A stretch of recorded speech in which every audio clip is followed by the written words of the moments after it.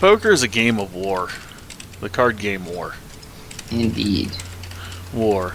Basically, you pick a card, and the other guy has a card. And if your card's higher than the other guy's, you win. There's one extra rule, which is the guy can be intimidated and fold before the cards are showing. Cards are showing. Okay. So if you kind of think about this way, what you realize is there's a bunch of staticness in poker. Because at the end of the day, there's specific ways you have to fold through a hand. And so, maybe I'll go with this one. It's kind of actually, I'm going to solve this sim a little differently. It'll take about 5 seconds, so. But I want to show it in a little more real-life scenario. So this is a situation where the small blind's 3-bet and the button's called. Okay. And actually, I'm going to actually make this a little bit easier to see. We're taking out the raise nodes, so we don't end up with kind of 2 ways to get to the river. Okay, so if we think about this as a war game and the fact that these MDFs are pretty fixed, what you'll realize is like on a lot of these rivers, he's going to arrive with roughly the same number of combos here. So like, if this goes 3 streets at half pot on this board texture, he has to call 52 combos. This is actually going to be fixed, or fairly close to fixed, no matter what the river card is. On the river, he has to call 52 combos? Yeah.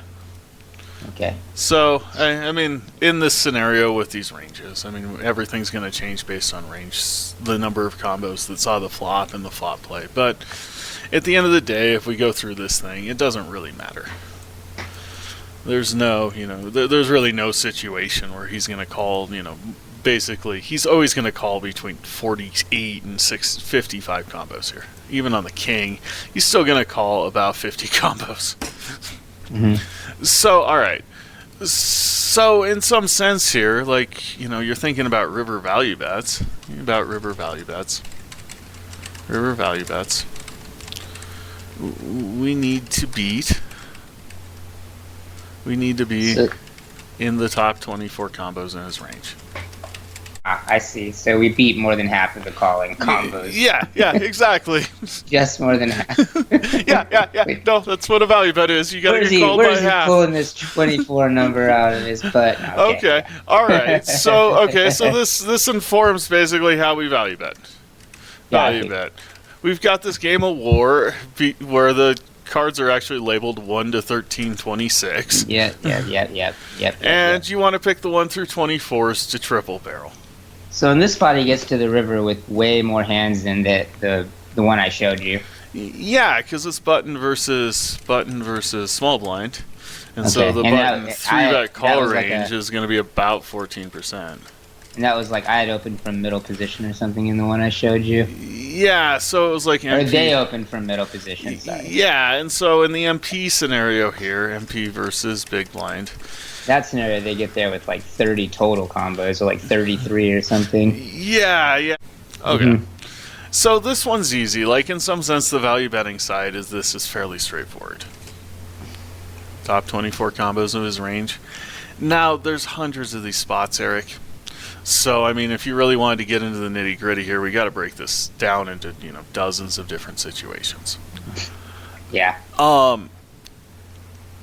But, okay, so this is a pretty easy part of the game of war. The next part of the game of war is more, I think more challenging because basically you have to ask, will he call less than 50 combos on this river? This has been a tough one to figure out. Sometimes it's blindingly obvious he's going to get to 50 combos of calls. Like if the 8 of diamonds comes out here, I mean, he's probably going to call most top pair better. You're just not going to get it, right? Yeah. But, hypothetically here, if, something interesting comes out, I think the queen is really the combo that starts to really mess with these ranges. It's not that. It is definitely possible here that the dude actually folds 10s, 9s, and 8s here. That is a possibility. And so if he does, of course, or he starts to fold some jacks, then all of a sudden we have a scenario where we could profitably bluff. But from an actual value standpoint here, I mean, this is a tough question to answer. Question to answer. And we need to be careful that we answer it correctly. And essentially over the last, I don't know, 5 or 6 years, maybe 7, everyone's just punted this question. Like, they just have decided that it's just too hard to answer, basically. And so what they do instead is they go, well, maybe I should balance my value betting range with some bluffs. Because this is a hard question. So they insert a simpler question to it. I think everyone's done that in every arena of life. But you do kind of have to keep that in mind when you're contemplating how to bluff rivers. Because at the end of the day, like, this is the important question, and we're substituting a different question into it. So, when we approach these river situations, realistically, the best way to do this is, after the session, look through the big pots, figure out what you think the guy would have called.